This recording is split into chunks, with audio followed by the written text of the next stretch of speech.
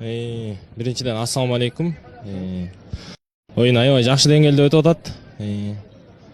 Ооба, Кыргызстандан деле жакшы ойногонго аракет кылабыз. Аякта Казанга ойнойбуз, жерге эмес.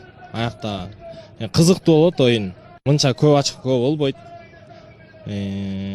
Ошол Кудайым буйрса бул жактагы Казандык койсо экен деп атабыз. Буйрса коебуз деп атышат. Ошондо коюлганда очколор мындай көп болбойт.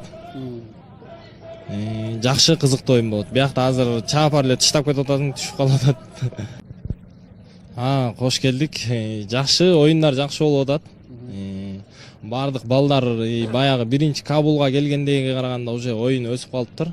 Деңгээли жакшы деңгээлде чыгып калыптыр. Уже Кудайым буйрса мындай ушундай оюндар көп болуп турса, Афганстандын улакчылары мыкты деңгээлге чыгат го деп ойлойм. Оганстан мамлекетине сөзүм деле жок. Биринчиден ушу күйөрмандар көп экен. Баарына чоң рахмат, ушинтип келип аябай күйөрмандык кылып атат.